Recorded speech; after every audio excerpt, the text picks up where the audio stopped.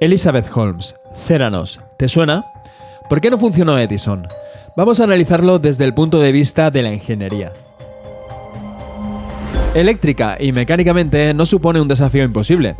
Entraña la dificultad típica de cuando la estética prevalece sobre la electromecánica. Imagina que te piden diseñar un PC con forma de cono excéntrico. Se tendrían que rediseñar circuitos para que cupieran dentro de esta forma. Eso son muchas horas de trabajo. Pero bueno, quizás no para ti. Puedes perfectamente pedírselo a un fabricante, como Asus, y que haga algo que tú necesitas. No es una cuestión de tiempo, es más bien de dinero. El diseño de Edison técnicamente no era imposible. Los subsistemas eran comunes de otras máquinas, no estaban inventando nada. Es posible que algunos tuvieran que rediseñarse, como hemos dicho antes, y otros, pues bueno, ya existieran en el mercado. Pero técnicamente puedes hacer una máquina que haga cualquier cosa que se te antoje. Es más bien, insisto, de dinero. Ahora mismo no se me ocurre ningún problema que la electrónica no pueda solucionar. Siempre que sea un problema terrenal, claro, que es lo que condenó a Holmes a su fracaso, como luego veremos. Puede llamar la atención, eso sí, que la máquina presentara errores tan primarios como que habían piezas que se caían, puertas que no cerraban y que se recalentaba tanto. Pero bueno, son problemas clásicos cuando creas una máquina desde cero.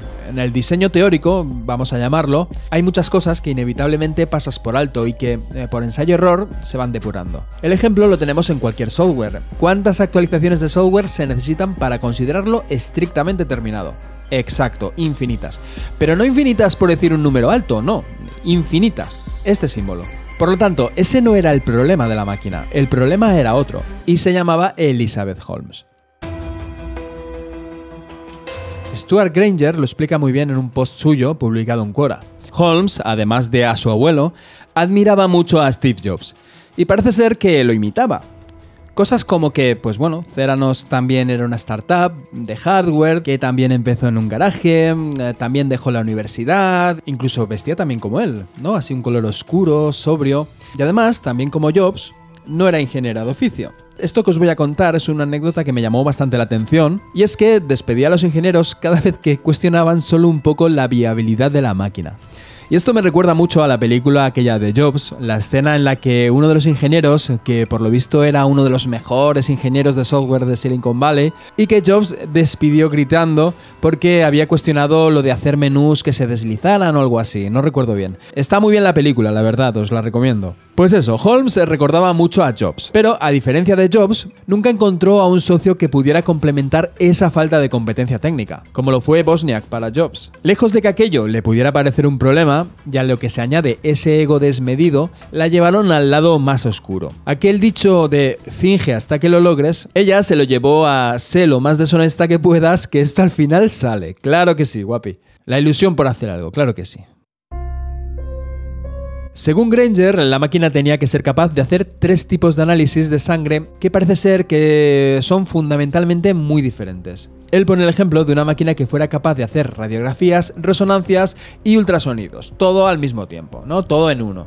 A eso había que añadir que la máquina debía ser semiportátil, es decir, un quinto más o menos del tamaño de una máquina de análisis actual. Bueno, hasta aquí, vamos, todo hubiera sido una proeza de desarrollo tecnológico.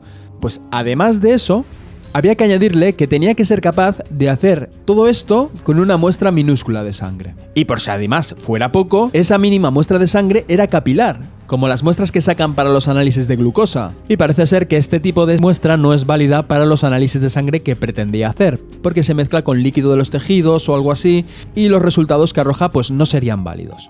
Theranos básicamente intentaba abordar demasiados desarrollos y descubrimientos a la vez. Era como si Steve Jobs hubiera intentado desarrollar el iPhone X e inventar Internet todo al mismo tiempo. Entonces, claro, volvemos a la cuestión de antes sobre que la ingeniería, en este caso la electrónica y la mecánica, es capaz de resolver cualquier problema. Pues la verdad es que sí. ¿Habéis visto las etapas de los cohetes de SpaceX que aterrizan solas? Pero claro, ¿cómo de visionario eres? ¿Eres muy visionario? ¿Moderadamente visionario? O dicho de otra forma, ¿eres realista? ¿Eres soñador? Es que en la medicina no parecen funcionar estos principios. El del revolucionario visionario que cambiará la medicina para siempre.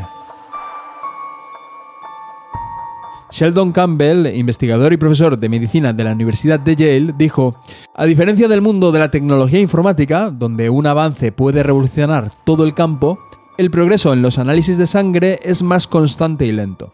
Es similar a la industria del automóvil, una industria que ha desarrollado híbridos y eléctricos, pero cuyos fundamentos siguen siendo los mismos. Los principios motrices no han cambiado, tampoco lo han hecho los neumáticos, se van dando pasos hacia componentes más eficientes, más duraderos y más sostenibles, pero están basados siempre en la misma tecnología, una tecnología muy madura por otro lado. Lo mismo pasa con los análisis de sangre, se investiga para dar pequeños pasos e ir evolucionando el método, no para dar estos saltos revolucionarios. Holmes, quizás dejándose llevar por el entusiasmo y las ganas de hacer algo importante, pues tenía ideas que, bueno, sonaban bien, eran revolucionarias, pero eran poco realistas, o al menos muy difíciles de materializar, porque, bueno, parece ser que en su etapa de estudiante tenía muchas de estas ideas. Por ejemplo, se habla de una idea suya sobre un parche cutáneo que podía suministrar antibióticos y cosas así. Bueno, yo como última reflexión, y esto lo he leído también por ahí en algún artículo, y yo la verdad es que estoy de acuerdo, es que creo que, bueno, en el fondo no había mala fe en ninguna de las ideas de Holmes.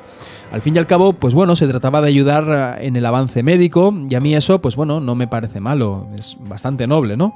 Claro, se le fue de las manos cuando empezó a recibir todas esas cantidades de inversión, cuando tenía algo que, bueno, realmente no funcionaba y no había buenas expectativas de que fuera a hacerlo. Que ella igual estaba convencidísima de que sí, de que con esfuerzo y dedicación nada es imposible. Esta frase es muy actual y muy evocadora, la verdad. Pero claro, ¿dónde está el límite? No es fácil darte cuenta de que te estás equivocando, que ese camino no te lleva a ningún lado.